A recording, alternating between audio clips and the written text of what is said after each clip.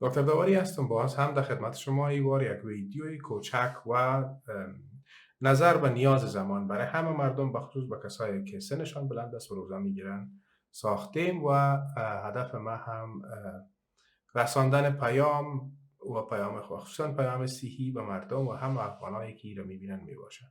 موضوع برنامه هست تغذیه کامل و صحی و توصیه ها برای کسایی که روزه میگیره، بخصوص کسایی که سالمند هستند. در شرایطی که ما قرار داریم در زندگی روزمره تیزی که میگذره، هم در اینجا هم در افغانستان، شکلی هست که از غذاهای سنتی سابقه است که وقت زیاد هم میگرفت، مردم آهسته آهسته رو به طرف غذاهای جدید آوردن و این غذاها نه تنهایی که یک فرهنگ و یک کلتور جدید را برای ما وارد کرده، بلکه مشکل بعدی را که ما تقریبا چند سال بعد شاهدش خواهد بودیم برای ما همچنان از امثال در ترویج زو هم به اصطلاح رول داره. این مشکل عبارت از اپیدمی یا یک اپیدمی جدیدی که در ساحه خصوصا جنوب شرق آسیا که در این افغانستان هم می باشه بین سالهای 2030 تا 2050 واقع میشه و این اپیدمی عبارت از اپیدمی چاقی است. هدف ما از این برنامه ای است که نه تنها در کسایی که در رمضان باید فکر خود برای تغذیه کامل خود بگیره، بلکه در روزهای دیگه کسایی که میره پول میته و میخره این امراض به خود، اینها را هم باید متوجه ساخت. شما با این تصاویر نگاه کنید. شما حتما این تصویر در کدام جای دیدین و میفهمین که چی هست و این چی داره.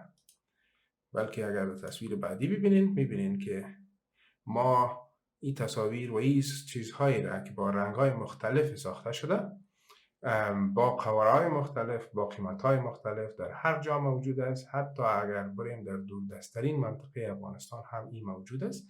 اما از نظر ارزش صحی از این، فقط این ارزش صحی از این عبارت است اینی چیز است که عبارت از بوره است. خارج از موادی که مثلا غذاهایی که یا نوشابه‌های به نام انرژیزا، نوشابه‌های گازدار، جزء اساسی از اینا را بوره تشکیل میده و آب تشکیل میده. میتونه گاز باشه که کربن دی اکساید است، با فشار به وجود داخل شدن و یک اندازه ذائقه و رنگ در بینش مندازند و ایره به نام‌های مختلف برای ما و شما میفروشند. درست است که ما پول داریم میگیریم، اما اگر این برای ما واقعی شود صحی، کدام گپ نیست. در صورتی که ما میریم به خود مرض میخریم، این نقطه هست که ما باید در نظر بگیریم که چی را بگیریم و چی را نگیریم. با همین پول بهترین غذا را ما میتونیم بگیریم، با همین پول ما سالمترین مایات میتونیم بگیریم. نگاه کنیم به تصویر بعدی. برنامه‌های تلویزیونی پر از اشتهارات، پر از درست از برنامه‌های بسیار خوبی هست که مردم به اصطلاح جذب خود میکنه، اما این برنامه‌ها در عین زمان پیام‌های بسیار بسیار بدی را داره که بر نسل جوان، بر آینده، بر اطفال ما در حقیقت برمغان به اصطلاح میاریم برشان. 20 سال بعد، 10 سال بعد، اونها شاید به امراض مختلف متابولیک به شمول چاقی که مادر امراض است محسوب میشن. چاقی در پای داره، همراه خود فشار بلند، همراه خود دیابت داره، مرض شکر، همراه خود امراض قلبی داره، همراه خود مشکلات در حرکت داره که به ترتیبش مشکلات در اسکلت و اعضای بدنیش به حساب اعضای حرکتیشان میه. مشکل در هاضمه دارن. مشکل بعدی بر از اینا مشکلات است که در رگ‌ها، خصوصا رگ‌های قلب و رگ‌های خون مشکل به حساب وجود میاد.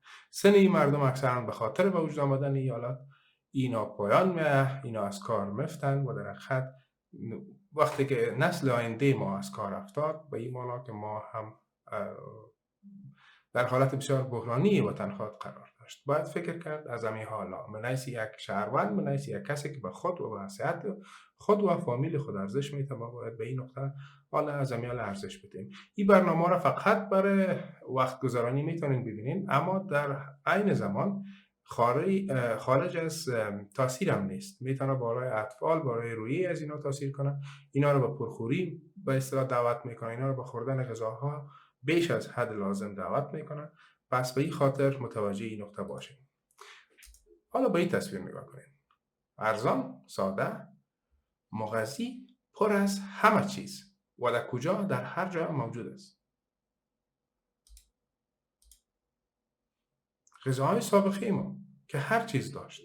ما استایل فراموش کردیم و به طرف رفتیم که ما غذاهای مدرن و به اصطلاح افغانستان امریکایی میخوریم، حالا که در غذای امریکایی امراض نهفته است، مانند امراضی که در بالا ذکر کردم. حالا میایم سر توصیه‌های کسایی که در رمضان اینا چی کنن تا اگر هر چیزی که میگیرن، اول خب باید موضوع پیام آمده است ویدیو باید متوجه شوند، با تأخیر از وقتی که غذای خود روزانه میگیرن اینا چی کنن. این موضوع کم اندازه طبی هست. هنگام سحری کسایی که سردرد هستن، بازم میگم کسایی که سردردی دارن با شمول سردردی میگرن، اینا میتونن به خاطر کم شدن از عملات سردردی و اینا باید از ادویه وقایوی خود بگیرن و این رو میتونن در حدود 1 هفته قبل از رمضان شروع کنن. اگر نکردن از حال شروع کنن تاثیرش بهتر است. 1 هفته بعد اونا به بسیار خوبی روزه گرفتن میتونن. کسایی که به خاطر ترک سیگرت، ترک چای، ترک بعض قهوه یا بعض نوشابه‌های دیگه یک سردرد میشن و یا کمبود آب، اونا میتونن از متد جدید استفاده کنن که عبارت از خوردن 1 گیلاس چای بسیار غلیظ در هنگام سحر یا کافی اگر میخورن میباشن. پس اونا با اون رقم میتونن سردردی خودن به اصطلاح کنترل کنن.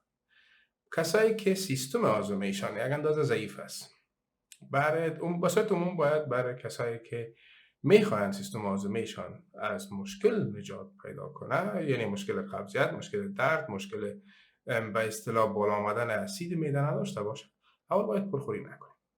خیلی مهم است که ما باید پرخوری نکنیم. باید غذایی را بخوریم که جای زیاد نگیره، بلکه انرژیش درست باشه که تمام وقت به اصطلاح دیگر برای ما انرژی بده. این غذاها باید چرب نباشن، باید سرخ شده نباشن. اکثرا از مغزیات استفاده کنیم. اکثرا از مغزیات، منظور مثلا از مغزیات طبیعی مانند چهارمغز، بادام و همچنان اگر از شکر میخواین استفاده کنیم، بهترین به اصطلاح بدیل از او چی است؟ خرما هست که این را باید بگیریم. باید با صورت عموم میگم پرخوری سبب میشه تا مشکل برای ما در سیستم هاضمه ما به وجود بیاد. کسایی که مشکل قبضیت دارن، اونا میتونن یک راه حل آسانه که هست عبارت از ساختن یا مخلوط کردن سبزیجات مانند پالک، گشنیز، بانجان رومی، لبلبو، کرم اگر کرم سفید یا سرخ باشن، دانه‌های گل آفتاب پرست، دانه‌های چهارمغز، بادام خسته را در ماشین میکسر مندازن. اینا را با 1 گیلاس شیر یا اگر ماست کم چرب باشه مندازن، این را مخلوط میکنن و به اصطلاح میکس میکنن و صبحانه میتونن از این نوشیدن کنن. هم انرژی داره، هم ویتامین داره، هم منرال داره و هم شما را به اصطلاح به صحتتون فایده داره. قبضیت بیش از این افراد بعد از 3 یا 4 روز رفع میشه. همچنان کسای دیگه که مثلا ماست میتونن از شیر استفاده کنن، یا کسی که شیر درست نمیتونه هضم کنه از ماست استفاده کنه. پس این یک تقویه کننده جهاز هضمی شماست. همچنان میتونین شما کسایی که اگر بخواه کم از ذائقه‌اش تغییر کنه، میتونن از بعضی از ترکاری ها را همراه با میوه‌جات یکجا کنن، مثلا سیب، شفتالو، هر میوه‌ای که باشه، با زردک، با یک میوه دیگه یا یک اندازه بادرنگ، هر چیزی که شما از طبیعت گرفتین و میتونین رو بخورین رو میتونین پرتین و یک قاشق عسل به اوج یک جای کنین یا چند دانه خرما را همراه با یک اندازه مغزیات میکس کنین و سحر از طرف صبح با 1 گیلاس شیرم که اگر بهش بگذارین یا پرتین، بهترین غذا را برای شما میتونه. تا آخر شما میتونین روزیتان بسیار خوب و براحتی بگیرین. در افطار باید چی کنیم؟ باز نقطه اول مهمی است که باید ما مایعات بگیریم و مایعات باید قبل از غذا بگیریم. یعنی منظور من هزی است که اگر وقتی که شما آذان رو میشنوید بهترین چیز با مایعات افطار کنید. و تعقیب از اون دوایتان یادتان نره. دوا در صورت گرفتن قبل از غذا تاثیرش زیادتر است نسبت به اینکه بعد از غذا شما بگیرین. با استثنای دوایی که دکتر گفته برای شما بعد از غذا بگیرین، اکثریت دوا باید قبل از غذا گرفته شود تا جذبش بهتر است و معده خالی است و خوب جذب میشه. غذا رو باید کم گرفت و آهسته باید بخورید. هر چقدر آهسته بخوریم عمیق در پارتیکل ها یا معده شدن غذاها توسط دندانهای ما کمک میکنه معده ما را که او را جذب کنه و زودتر هضم کنه. و فاصله بین نماز و غذا خوردن ما باید حداقل 1 ساعت باشه. این به خاطر از است که خون بعد از خوردن غذا در قسمت معده و در ساحات شکم ما به اصطلاح در اطراف معده و در ساحات شکم جمع میشه. قسمت اعظم خون در این ساحه مصروف است تا انرژی را انتقال بده. ما وقتی که استاد میشیم حرکت میکنیم، بخصوص وقتی استاد میشیم نماز میخوانیم و تعقیب غذا خوردن بسیار قوی، امکان بعضا سکته مغزی در این وقت، سکته قلبی در این وقت است. بعضا سبب میشه که ظرفیت به وجود بیاید، سر ما چرخ میخوره. این رو میتونید وقایع کنید با کم گرفتن غذا و آهسته خوردن و بین ازی که باید فرق بین یعنی تفاوت وقت بین ختم غذا و نماز شما باید 1 ساعت باشه. نوشابه گازدار بازم اینجا گفتیم نوشابه گازدار باید استفاده نشه.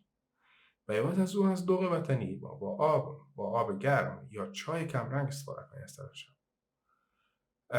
که هم به خود شما رحم میکنین و هم به استخوان‌هایتان رحم میکنین.